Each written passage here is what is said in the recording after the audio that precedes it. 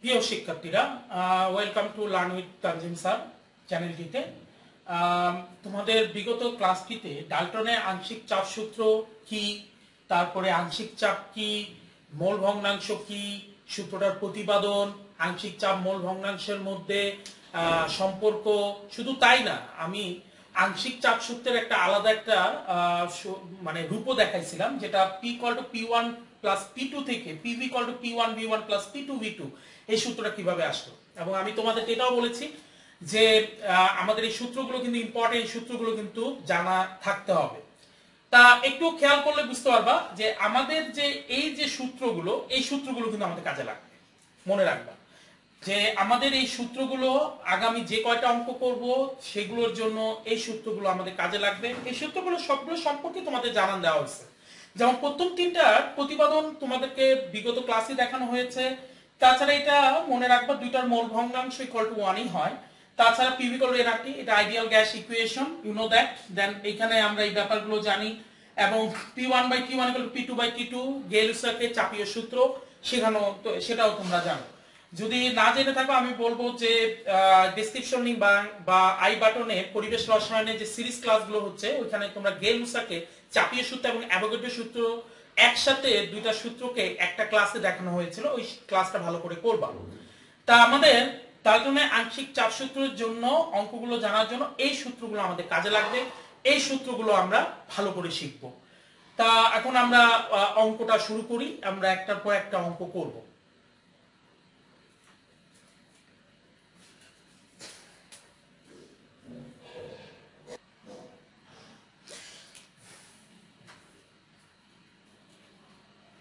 প্রিয় শিক্ষার্থীরা, তোমাদের এই অঙ্কটা হচ্ছে খুবই গুরুত্বপূর্ণ একটা অঙ্ক।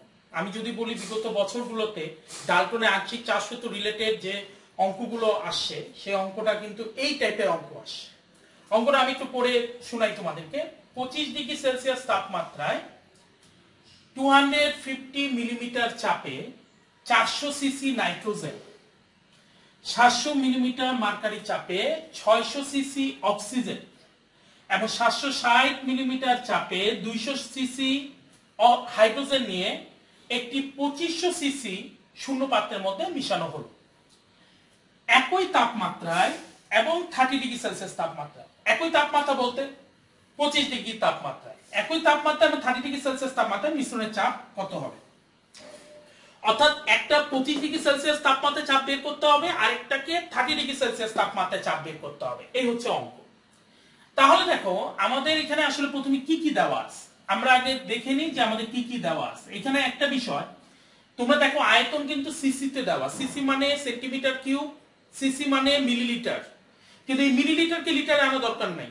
আমাদের অঙ্ক কিন্তু পিভি ইকুয়াল টু এনআরটি দিয়ে না। আমি বলছিলাম পিভি ইকুয়াল টু এনআরটি হলে আয়তনকে লিটারে রাখতে হবে, চাপকে এটিএম এ রাখতে হবে। তো এখানে এরকম কোনো অত্যাবশ্যকীয় না। তাহলে আমাদের আয়তন হচ্ছে 400 সিসি নাইট্রোজেনের এবং চাপ হচ্ছে 250 মিলিমিটার মার্কারি। আমাদের অক্সিজেনের আয়তন হচ্ছে 600 সিসি, যেখানে অক্সিজেনের চাপ হচ্ছে 700 মিলিমিটার মার্কারি। আমাদের হাইড্রোজেনের আয়তন দেওয়া আছে 200 সিসি, যেখানে হাইড্রোজেনের আংশিক চাপ দেওয়া আছে 760 মিলিমিটার মার্কারি। খুব গুরুত্বপূর্ণ একটা অঙ্ক। তার মানে আমাদের সূত্র মতে, আচ্ছা এখানে আবার আরো একটা বিষয়, যে টোটাল আয়তনটা আমাদের দেওয়া আছে 2500 সিসি। তার মানে PV equal two PN2VN2 PO2VO2 PH2VH2, এটা কিন্তু আমাদের সূত্র। এবং এই সূত্রের আমাদেরকে টোটাল প্রেসারটা বের করতে হবে, অর্থাৎ PN2VN2 plus PO2VO2 plus PH2VH2। তার মানে আমাদের মানগুলো কত কত দাঁড়াচ্ছে, 250 ইন্টু 400, 700 ইন্টু 600, 760 ইন্টু 200 এবং টোটাল আয়তনটা হচ্ছে 2500। এটা কিন্তু মিলিমিটার মার্কারিতে আছে। তার মানে আমাদের কত আসতেছে আমরা একটু খেয়াল করি।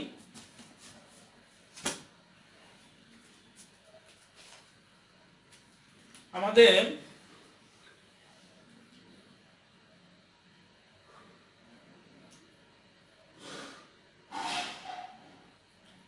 250 into 400 plus 700 into 600 plus 760 into 200 ভাগ 2500। তার মানে 268.8 মিলিমিটার মার্কারি। এবং এটা কিন্তু অ্যান্সার। এটা হচ্ছে 25 ডিগ্রি সেলসিয়াস তাপমাত্রায় আমাদের যে চাপটা বের হলো সেটাই হচ্ছে 268.8 মিলিমিটার মার্কারি। এটা তো আমাদের একই তাপমাত্রায় মানটা বের হয়ে গেল। এখন প্রশ্ন হচ্ছে যে 30 ডিগ্রি সেলসিয়াস তাপমাত্রা আমাদের মানটা কত। আচ্ছা, তা আমি একটু মুছে দিলাম।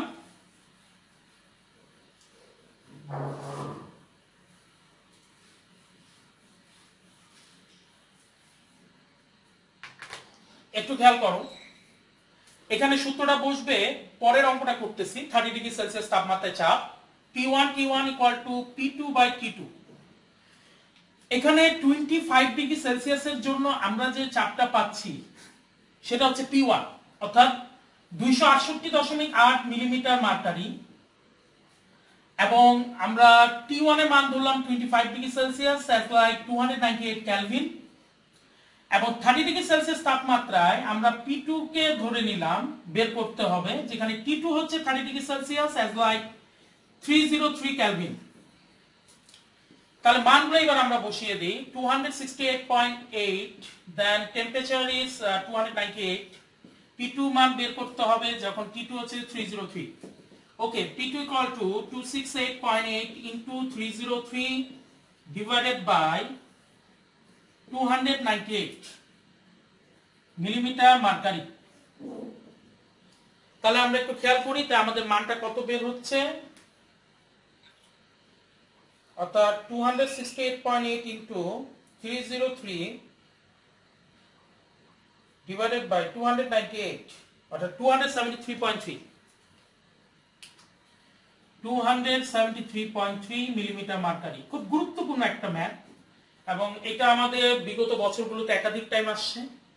এবং একই তাপমাত্রায় একটা বের হইল 268.8 মিলিমিটার মার্কারি এবং আরেকটা হচ্ছে 30 ডিগ্রি সেলসিয়াসের জন্য যেটার মান হচ্ছে 273.3 মিলিমিটার মার্কারি। এর পরবর্তী অঙ্ক আমি আরো একটা নিয়ে আসতেছি। শিক্ষার্থীরা, আমি পরবর্তী আরো একটা অঙ্ক নিয়ে আসলাম।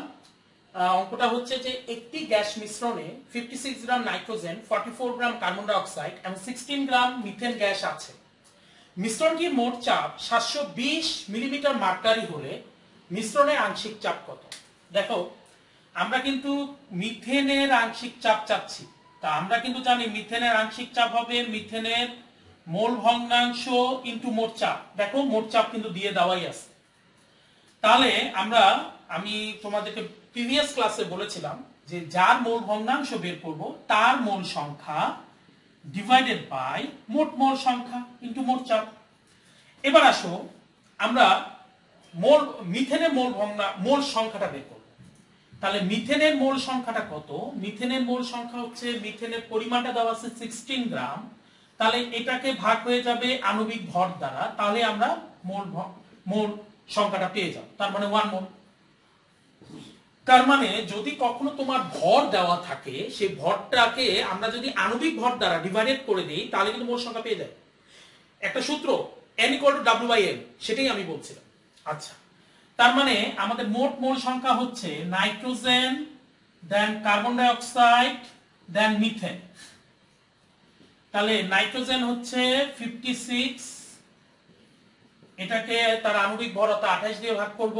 কার্বন ডাই অক্সাইড হচ্ছে 44 আছে, এটা কার্বন ডাই অক্সাইডের আণবিক ভর দ্বারা ভাগ করব। এবং মিথেন হচ্ছে 16 দেওয়া আছে, সেটাকে আণবিক ভর দ্বারা ভাগ করব। তাহলে 2 + 1 + 1 = 4। 4 মোল। তার মানে কি দাঁড়াচ্ছে, আমাদের দাঁড়াচ্ছে 1/4 into 720 millimetre mercury.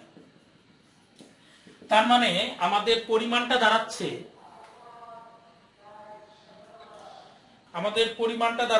720 divided by 4 180 millimetre mercury, and that is the answer.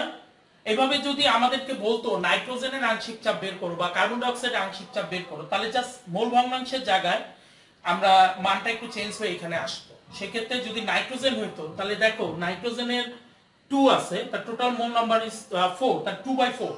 যদি আমরা বলতাম কার্বন ডাই অক্সাইড, তার কার্বন ডাই অক্সাইডের মোল সংখ্যা হচ্ছে 1, তাহলে 1/4 ইন্টু 720 দেন 180। এইভাবে যেটারই তোমাকে আংশিক চাপ বের করতে বলা হোক না কেন, সেটা তুমি মূল ভগ্নাংশকে ব্যবহার করে সহজে তুমি তার আংশিক চাপ বের করতে পারবে। এর পরবর্তী আমি আরো একটা অঙ্ক নিয়ে আসবো। প্রিয় শিক্ষার্থীরা, এবার একটা ছোটখাটো আমি একটা উদ্দীপক নিয়ে তোমাদের কাছে হাজির হলাম। এখানে দুইটা পাত্র দেওয়া হয়েছে, দুইটা পাত্রকে একটা কর্ক দিয়ে যুক্ত করা হয়েছে। দুইটা পাত্রের মধ্যে একটাতে দেখা যাচ্ছে নাইট্রোজেন আছে 5.6 গ্রাম 15 লিটার, আরেকটাতে অক্সিজেন আছে 8 গ্রাম, দেন তার আয়তন হচ্ছে 5 লিটার। যদি কর্কটিকে উঠানো হয় তাহলে 27 ডিগ্রি সেলসিয়াস তাপমাত্রায় প্রতিটি গ্যাসের আংশিক চাপ কত? মানে নাইট্রোজেনের চাপটা আলাদা করে বলতে বলা হয়েছে, অক্সিজেনেরও চাপটাকে আলাদা করে বলতে বলা হয়েছে যখন কর্কটিকে উঠানো হয়। এখানে স্টুডেন্ট একটা প্রশ্ন করতে পারে যে কর্কটাকে যখন উঠানো হয় তখন তো নাইট্রোজেন অক্সিজেনের সাথে বিক্রিয়া করার কথা, কিন্তু নাইট্রোজেন অক্সিজেনের সাথে এখানে বিক্রিয়া করবে না, এটা আমরা ধরে নিব। কারণ ডাল্টনের আংশিক চাপ সূত্র বলে যে একটা মিশ্রণের প্রতিটি উপাদান যখন তারা পরস্পর বিক্রিয়াহীন হয় তখনই কিন্তু ডাল্টনের আংশিক চাপ সূত্রটা প্রযোজ্য। তা আমরা এখানে ধরে নিই যে নাইট্রোজেন ও অক্সিজেন পরস্পরের সাথে বিক্রিয়াহীন। এবং নরমালি কিন্তু আমি তোমাদেরকে একটা তথ্য দিয়ে রাখি, নাইট্রোজেনকে কিন্তু অ্যাজোট মৌল বলা হয় থাকে। কারণ হচ্ছে অ্যাজোট মানে নিষ্ক্রিয় মৌল, কারণ হচ্ছে নাইট্রোজেন কিন্তু নরমালি অন্য কারোর সাথে বিক্রিয়া করে না, এবং বায়ুমণ্ডলের নাইট্রোজেন উপাদান কিন্তু 78%, এবং 3000 ডিগ্রি সেলসিয়াস তাপমাত্রায় নাইট্রোজেন কিন্তু অক্সিজেনের সাথে বিক্রিয়া করে। আচ্ছা, সেটা যাই হোক, তা আমি তোমাদের সাথে যেটা আলোচনায় ছিলাম সেটা হচ্ছে যে এখানে আমাকে নাইট্রোজেনের আংশিক চাপ বের করতে হবে। তা নাইট্রোজেনের আংশিক চাপ যদি বের করতে হয় তার মানে এখানে একটা জিনিস প্রথমে আমাদেরকে বের করে নিতে হবে নাইট্রোজেনের মোল সংখ্যা। তাহলে নাইট্রোজেনের মোল সংখ্যা হচ্ছে 5.6 গ্রাম দেওয়া আছে, তাহলে আণবিক ভর দ্বারা ভাগ করে দিব। এখানে আমরা দেখবো যে এখানে পরিমাণটা কত আসতেছে, এবং অক্সিজেনও সেম টু সেম আমরা 8/32 দিয়ে ভাগ করে দেখবো যে আমাদের এখানে পরিমাণটা কত আসতেছে। তাহলে এখানে একটু খেয়াল করি আমরা, তার মানে 5.6 ডিভাইডেড বাই 28 মানে 0.2 মোল, 0.2 মোল, এবং 8 ডিভাইডেড বাই 32 তার মানে 0.25 মোল। তার মানে এখন আমরা যদি নাইট্রোজেনটা বের করতে চাই তাহলে নাইট্রোজেন PN2V দেন NN2RT, তার মানে PN2 equal to NN2RT by V। তাহলে NN2 এর মান কত? 0.2, আর এর মান অলওয়েজ আমি বলছি এই সূত্রের ক্ষেত্রে 0.0821 ধরবা। টেম্পারেচার হচ্ছে 27 অর্থাৎ 300, এবং আয়তন হচ্ছে আমাদের টোটাল আয়তনটাকে ধরবো অর্থাৎ 15 প্লাস 5 দেন 20, এবং সেটার ক্ষেত্রে চাপের ক্ষেত্রে আমাদের একক হবে ATM। তার মানে 0.2 ইন্টু 0.0821 ইন্টু 300 ডিভাইডেড বাই 20, তাহলে 0.25 ATM, and this is the answer। এবং এটাই কিন্তু আমাদের নাইট্রোজেনের আংশিক চাপ বের হয়ে গেল। এবার আসো আমরা অক্সিজেনেরটা বের করব, এবং আমরা যদি অক্সিজেনেরটা বের করি তাহলে এখানে সবগুলোই ঠিক থাকবে। শুধু দেখো এখানে অক্সিজেন, এখানে অক্সিজেন, এখানে অক্সিজেন, এখানে অক্সিজেন, শুধুমাত্র এখানে হবে 0.25। তার মানে মানটা আমাদের দাঁড়াচ্ছে যেটা, সেটা হচ্ছে 0.25 into 0.0821 into 300 divided by 20, 0.3, 0.03 0.3 atm and this is the answer. This is the oxygen partial pressure value. তার মানে আমাদের এখানে আমরা একটা জিনিস বুঝে ফেললাম, সেটা হচ্ছে যে আমাদের যদি আলাদা করে আংশিক চাপ বের করতে বলে এবং সেক্ষেত্রে যদি টেম্পারেচারের মান দেওয়া থাকে এবং টোটাল আয়তনের মানও যদি জানা থাকে, সেখান থেকে আমরা সহজে বের করতে পারবো এই সূত্র PV = nRT সূত্রটাকে ব্যবহার করে। তোমাদেরকে আসলে যে অঙ্কগুলো দেখানো হচ্ছে, এই অঙ্কগুলো আসলে আমি যদি তোমাদেরকে বলি বিগত বছরগুলোতে এই অঙ্কগুলোই আসে বিভিন্ন সৃজনশীল আকারে, তোমরা চেক করলে বুঝতে পারবা। তা আমি তোমাদেরকে সেই সকল অঙ্কগুলোই দিচ্ছি। তবে তোমাদের যদি আর কোনো অঙ্কের মধ্যে প্রবলেম থাকে, সেটা আমাকে কমেন্ট ইনবক্সে ছবি তুলে যদি পাঠায় দাও, তাহলে আমি সেটাকে সলভ করে আবার তোমাদেরকে ছবি তুলে দিয়ে দিতে পারবো। তা আসলে কানেকশন থাকতে হবে ব্যাপারগুলোতে।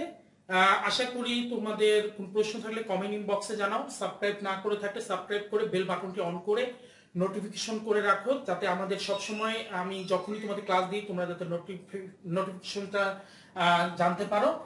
আর বেশি বেশি করে তোমার বন্ধুদেরকে জানাও। আজকে এ পর্যন্তই। নেক্সট ক্লাস তোমাদের গ্রামের ব্যাপন সূত্র নিয়ে ডিটেলস ক্লাস হবে। আজকে এই পর্যন্তই, ইনশাআল্লাহ আগামী নেক্সট ক্লাসে তোমাদের সাথে দেখা হবে।